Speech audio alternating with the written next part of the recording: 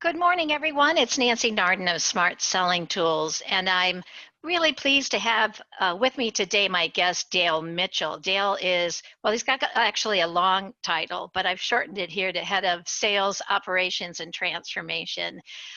We'll get into a little bit more about what Dale does and what Fujitsu does as well in a second here. But first, Dale, welcome. Thank you, Nancy. Appreciate the time and appreciate everybody joining. Well, it's so nice that you can join because we're going to be talking about a very important topic, and that is how can you really unlock, capture even, and unlock the account intelligence that you have as an organization to drive revenue growth. And that's really important when you have any kind of an account-based approach to selling or to territories. So Dale was kind enough to agree to participate in this webinar today to talk to us about how he does that for his organization using Revigy. And we're going to get into very specific details in terms of the project and the different stages that he took as well. But I would just like to encourage people to ask questions, and I'll do my best to keep an eye on the questions panel so that I can either ask them as we're talking or we can ask them at the end of the session. We are recording this, so if you do decide later that you want to share this or listen to it again, you'll be able to, and we'll send a link to that recording within a day after this session. Okay, well, let's get started. First of all, let's give a little bit of background, Dale, if you could, on Fujitsu. And I notice, you're part of Fujitsu Americas, so tell us a little bit about how that works. Yeah, absolutely.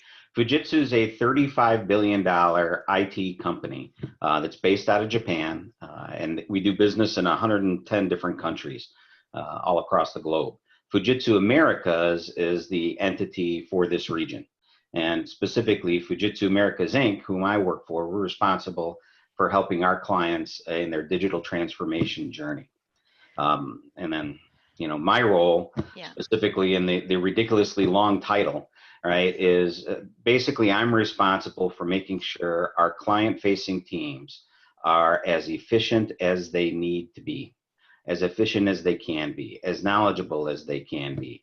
Because after all, we put these people in front of our clients. Our clients need to learn to develop to trust them. So we need to make sure they're as efficient, productive, and effective as possible. So anything I can do, whether it's training, tooling, processes, are all under my responsibility. Great. And when we were promoting and putting the word out about this webinar, I was telling people it's a great opportunity to ask questions for someone who's gone through this and successfully as well. So again, I'll just remind the audience to feel free to jump in. Next, though, I want to have you explain kind of in your own words what it is that Revigy does for your organization. Yeah. In general terms. Yeah, we use Revigy as part of our account planning methodology and are beginning to use them for our opportunity planning methodology. And what that means is as Fujitsu is migrating from a product-centric business to more of a client-led business, we need to begin to consolidate the information we have about our clients in a single location. So Revigy is the tool that we selected to really help us drive that transformation and really help us maintain that corporate asset. Okay, great. So we're going to talk about your project and how you are using Revigy. But I recall when you and I spoke earlier that you actually had a different initiative was it about 5 years ago? Can you tell that story? Yeah, about 5 years ago, we, as a global corporation, we embarked upon this transition to become more client-led, client-focused. And we recognized the need to do some account planning. We embarked, like a lot of companies did, the first phase was all on PowerPoint. And then we tried to automate the PowerPoint using a homegrown application. The application quickly became a reporting application, not an application to really drive the kind of conversations that we need to be having with our clients as we help them on this transformation journey. So once we recognized the fact that this homegrown application wasn't going to suffice our needs, then we started to look for alternatives. Right? And the nice thing is we already had a corporate culture that established the need for account-based planning and collecting the account-based information. And quite honestly, Revigy was an easy decision for us to select as a tool to help us on that journey. All right. So you had already decided that you needed to do something differently, and I think that you had mentioned that you were very maybe pipeline. I'm not sure if that's the right word, but very pipeline driven as opposed to customer or account driven. Can you talk a little bit about that? Yeah, absolutely. Part of the problem with the homegrown tool is it was all geared around reporting and what it meant for financial metrics, et cetera.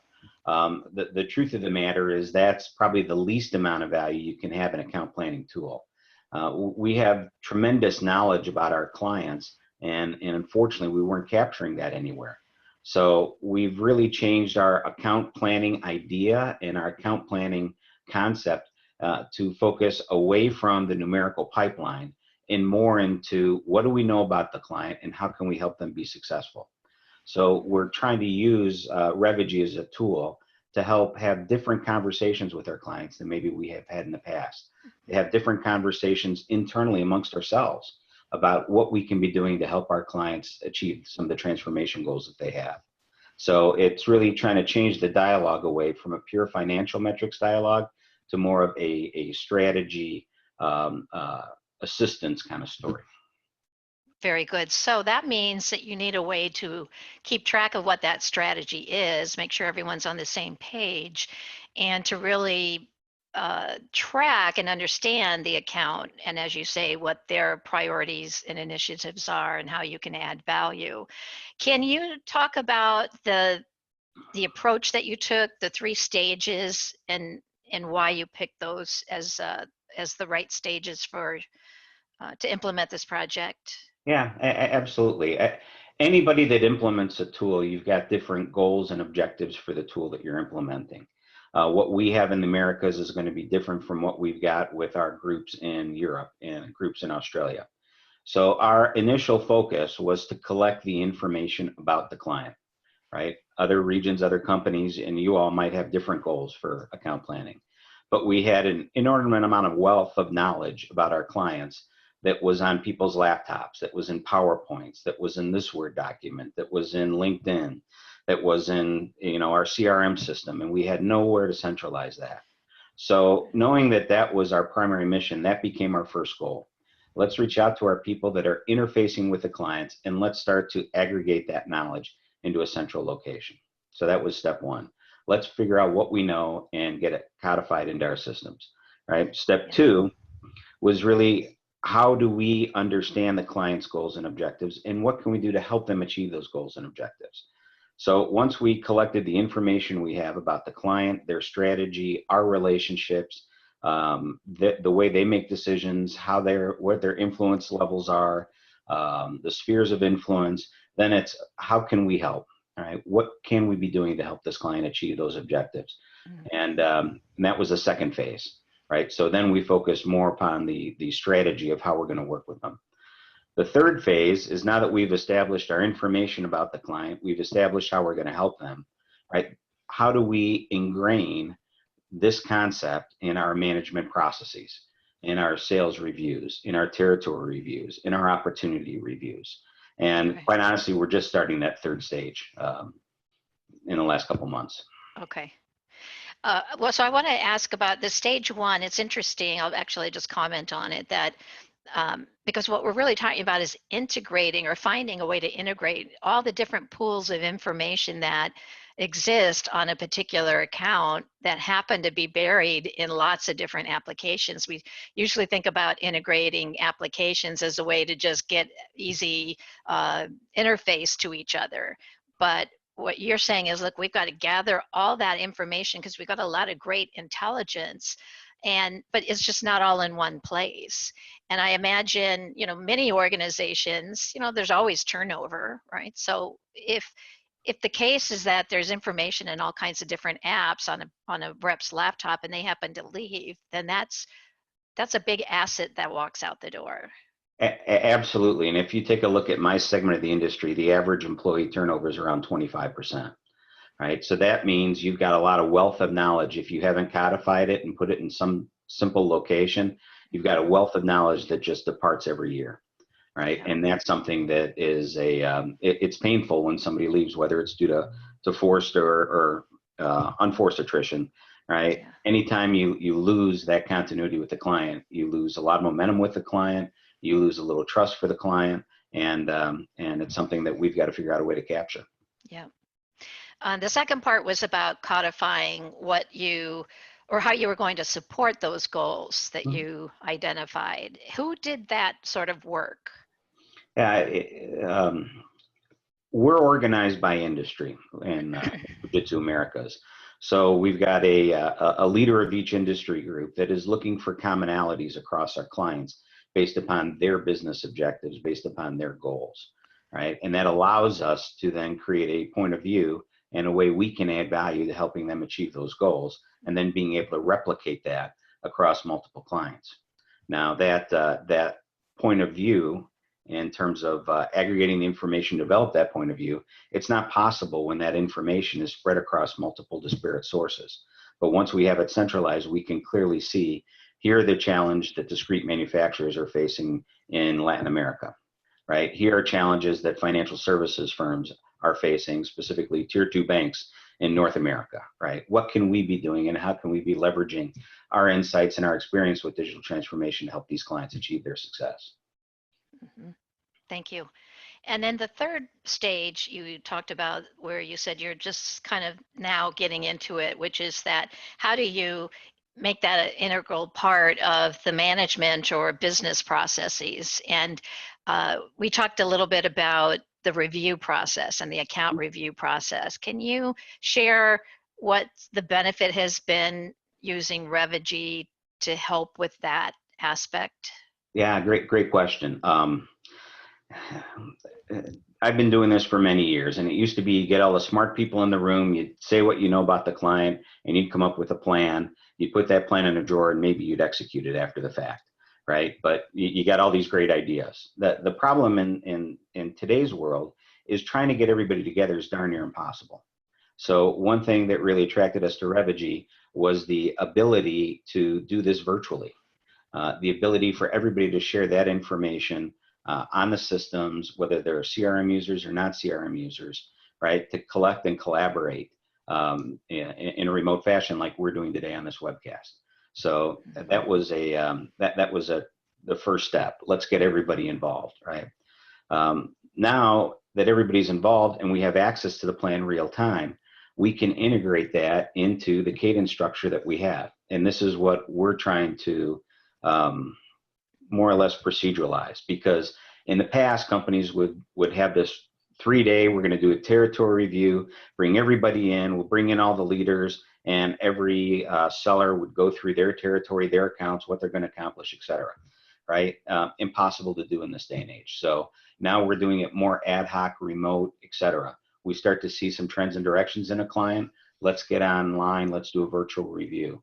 So we no longer print out PowerPoints to do account reviews. We do everything online from the tool, and it's giving people the confidence that the information in there is up to date and accurate, and it allows them to look at their leisure when they're thinking about a client, right? And thinking about, would this be applicable at this client? Now they can go in and look at the account reviews and say, hey, this is a good opportunity. I think we can help this client. So I imagine it saved a lot of time in terms of sales reps having to put together a PowerPoint or some sort of document that they could share with their manager anytime the manager wanted to have a review. That that aspect's gone away now, it sounds like. Absolutely. Between that and the reduction in travel has just been a tremendous time savings for our people. All right, great. One of the questions that my clients always wonder about are, yeah, but how easy is it? Right? So, like, what are some of the barriers that you might have faced in terms of getting started? Was there any specific kinds of training, barriers? What's your word of advice there? Couple things. Revigy is ridiculously easy to use. So we laid out a training schedule to slowly do some dripping on functionality that we were expecting and data inputs that we were expecting.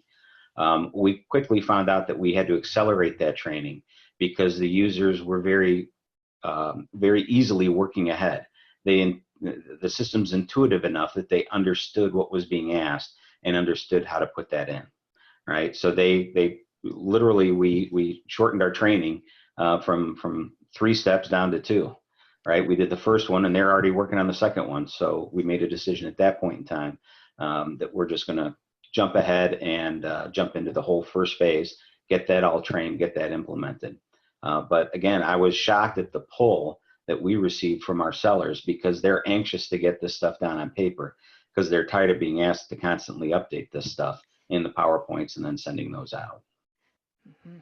So it sounds like they saw the benefit to the point where you didn't get much grief back from the sales reps in terms of using it, like perhaps a typical CRM user, is kind of reluctant to have to stop and spend their time logging things in.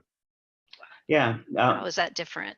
yeah, really no pushback whatsoever until we got about 6 months into the program, right? The first little bit, everybody is excited because they know they're only going to have to do this once and maintain it. So that was very easy. Now, as they're maintaining it, they're wondering what's the value for me, right? Sellers are in high need of gratification and instant gratification, right? So we constantly have to be looking for different ways to provide them value. And there are certain tricks that we're going to use over the next few months to deliver even more value to the sellers.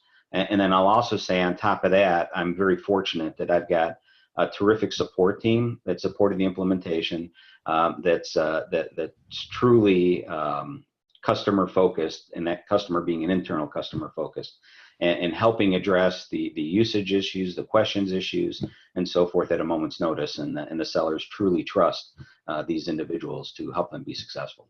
Mm-hmm.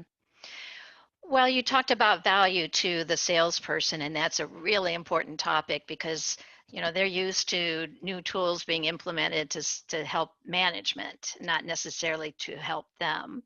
So, what is the value? How do you articulate the value to the salesperson? Well, the biggest one is we're not going to ask them for these PowerPoints all the time, right? The biggest one is that when we do these reviews, they can literally do them from a phone. They can do them from their desktop. They don't have to be locked in a room. They don't have to take time away from their territory. But there's also another benefit which really isn't talked about too much, is and we've had a few instances of this already in our early implementation, where once we identify the client's goals and objectives, the smart sellers now are reviewing those with the clients themselves, right? And that is creating a different dynamic during the sales process. It's creating more of we're trying to lie to you, Mr. Customer, Ms. Client, and here's where we think we're going. Is this right? Is this wrong? And it diverts into a business conversation. And it's really interesting because in one specific case, I'll use a seller named Danny. He took what we understood the client's objectives to be, took it to the client, the CIO at this client, and we listed the objectives, and the CIO said, they're all wrong, right? None of Wow. these are my objectives. Where did you get these? And the seller looked the CIO square in the eye and says, these are from your people. So the CIO then went and shut the door and talked about what really they're trying to accomplish, and talked about how they can change around the mindset of his own people. Yeah, that's brilliant. Yeah. And when you have forecasts writing on the understanding that the rep has of what the requirements and needs are and what's motivating the customer, and you don't realize that those aren't the right ones, that can obviously have a very negative impact on your business and meeting your targets. Exactly. And I know, having been a sales rep for a long time myself, that when I see that, hey, it's helping me address my customer or my prospects needs better, and I can be smarter in front of them, and I can actually have business conversations. It doesn't take much to convince me that that's something I'd want to use. Well, and the flip side of that is we're showing the clients that we're doing our homework. We're truly trying to understand them. We're not sitting back and saying, educate us on you. We're doing that education ourselves, and we're just asking them to fine tune it. And we found that most clients are very willing to engage in that provided you really have a sincere, honorable mission that you're trying to accomplish. Love it. Well, let's talk about some of the key learnings that you have had, maybe, in terms of implementation. Anything that you can share, tips for the audience? Yeah, I think a couple things. The way we rolled out implementing certain functions was very important, right? That we didn't try to do too much too fast. So I think that's an important aspect. Keep it at a reasonable pace, right? I think the second is really we tried to deliver value immediately back to the sellers, right? So once a seller would go and they would put in their client's goals and objectives, then we had a team that would do some financial research in support of those objectives, and then deliver value back into the Revegy tool itself. So we wanted to demonstrate that it is a collaboration tool. It isn't just we're going to extract all your knowledge just so the company has it now, right? That we've got multiple people providing that input. And then the third learning is to understand that true account planning isn't an individual sport. It's a team sport. Everybody that can touch, should touch, is going to touch the client needs to be an active participant in account planning. Mm-hmm. So I think those are the three biggest ones that we faced. Well, you mentioned not trying to go too fast. So what aspect of Revegy did you start with? Yeah, and that was the collecting of the information. So that's really, let's get the relationship map, the client strategy, their objectives.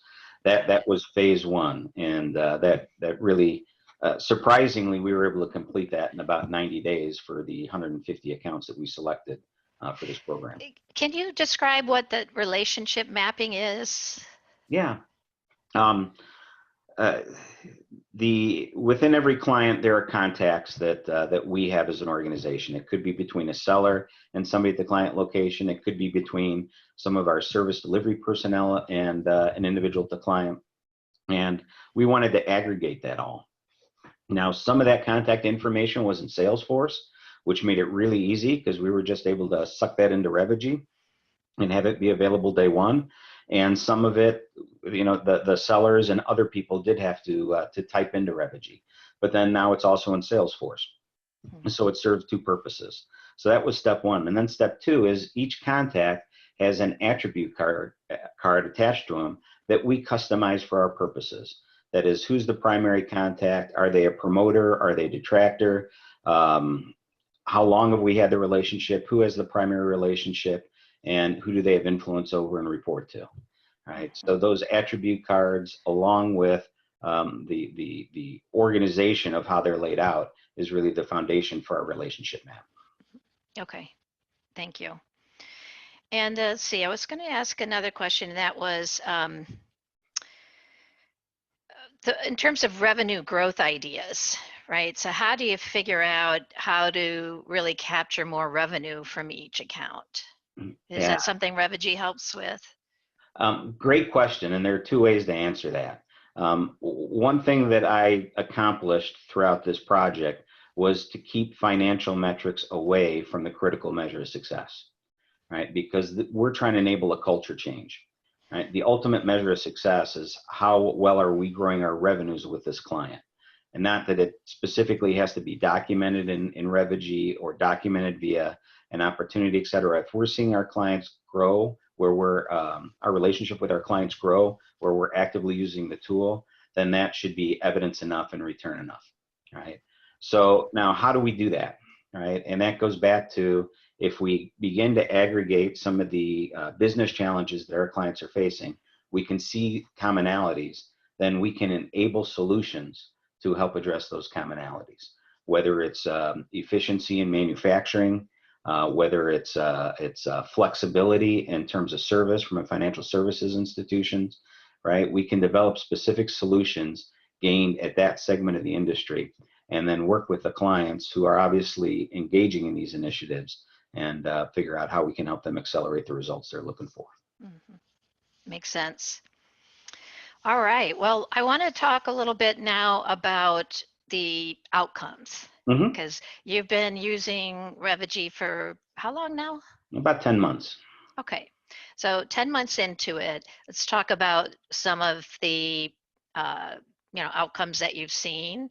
Um, how do you measure success? Do you have how did you get agreement on KPIs, that sort of thing? Yeah, the first metric and measurement we had of success is of the accounts that we identified that we wanted to do account planning on.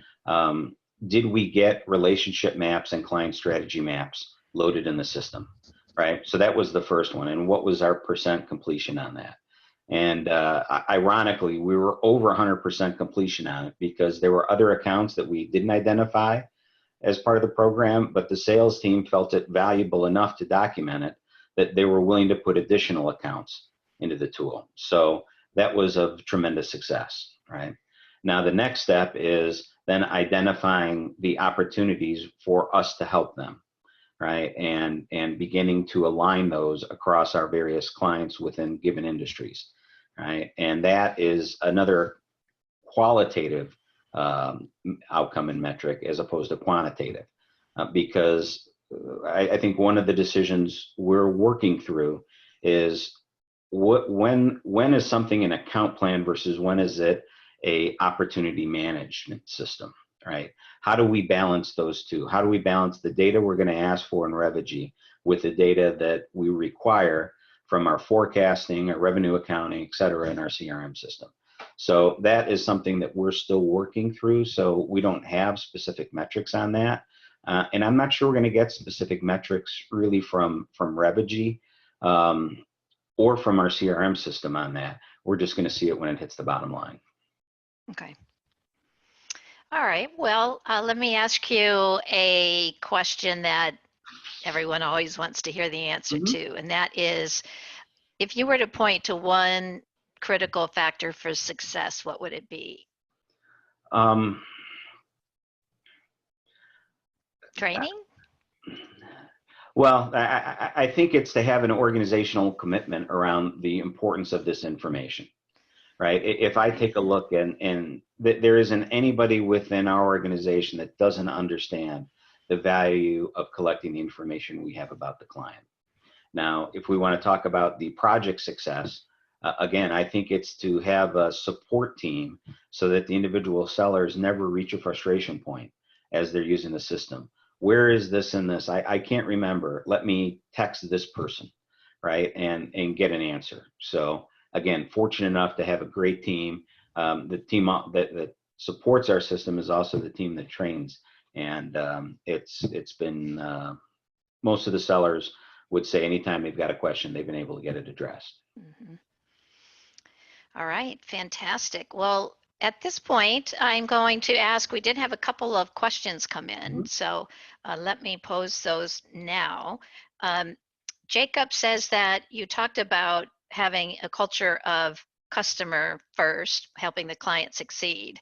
What's the most important KPI on how and whether you did that, you succeeded? Yeah, I think it's buried in the client business strategy, right? And the strategy map that the important KPI is, do we really have an understanding of the strategy? Can I, if I go look at an account plan and look at the client strategy map, can I really understand what that client's trying to accomplish? Or is it a lot of generic market type material that's in there, right? That's when, through that type of inspection, that ad hoc inspection, we can clearly see when we understand a client, when don't we understand it. Revigy provides us metrics in terms of how frequently those elements are updated and to what extent they're as complete as we would like them to be. But ultimately, salespeople will find a quick way to get data in just to address the metrics. So that's one reason why we've kept the metrics really behind the scenes and have focused on a more inspection, inquisitive type approach. Okay, thank you. All right, we're getting a question here from Cynthia. You mentioned that non-sales users are also involved in the account planning process and use Revigy. Can you talk about some of the non-sales, non-CRM users and how this delivers value to your customers? Good question. Exactly. One of the, we're at our core services company. So I may have an SAP consultant on site at a given client location, right? That SAP consultant is going to begin to develop relationships. How do they fit into the continuum, into the organization of the client? And can we build a relationship with that individual that's going to help us, help them succeed, right? So that's one example. So now our SAP consultants can get into Revigi, add the client contact, and then add enough characteristics about the contact card, right, to really help us grow our knowledge of that client. Now, the benefit is now we're not just single threaded through the seller or through the project manager. Now we've got an army that's learning about the client, that's hearing things in the hallways, et cetera, and we're beginning to load that into the system. And to the extent that Revigi is ridiculously easy to use, nobody minds going in and putting that information in the system. Excellent. All right, and Jeff has a question about predictive KPIs. We talked a bit about the KPIs, but he's asking what metrics do you use, or sorry, do you look to as early indicators that a CRO platform like Revigi will add up for your business? That's a great question, and the whole concept of metrics in predictive metrics is really something that we're trying to bring to the discipline of sales within Fujitsu. When it comes to Revigi, I think the predictive metrics are going to be more around the client's business initiatives, the challenges they're facing, and how well we've addressed it as measured in our CRM system, which seems kind of counterintuitive. How are you going to access? How are you going to be able to determine Revigi's success through the metrics in the CRM system? But if we think we've got a unique solution around, like I said, flexibility for tier 2 banks, right, in terms of providing additional services, and we start to see those type of opportunities in our opportunity management system, then that tells us we're doing something right. But I'm not sure we can ever tie that back to a truly predictive type of KPI, Sure. Other than, do we have that information about the clients that we're choosing to serve in that industry? Mhm. All right, and I'm going to ask a question now, which is, if you had to sum it up, what would you say to the answer, or what would be the answer to this question? What couldn't you do before that you can now do having implemented Revigi? Yeah, and I would point to two things. It's sharing information, right? The fact that now everybody that's on site at the client location clearly understands the business purpose of what we're trying to accomplish with that client is incredibly valuable. So now we're speaking the client's language. We're acting not in our best interest, but we're truly on the client's best interest. So that's I think that's probably the biggest one is the ability to share that and share what we know about a client and share why we're working with this client with everybody that's involved, because the clients are our lifeblood, right? Everything we do on a daily basis should revolve around that client, and we better understand them. Great, good answer. All right. Well, with that, I will just suggest to people that they go ahead and check out Revigi.com as well as Fujitsu, and feel free to reach out to me and to Dale via LinkedIn if you would like to connect. Dale, thank you very much for your time today. It's really has really been interesting, and you've shared a lot of great information. Terrific. My pleasure, Nancy. Thanks a lot. And to everyone else, I hope you'll join us on our next webinar, and we look forward to seeing you then. Thanks so much.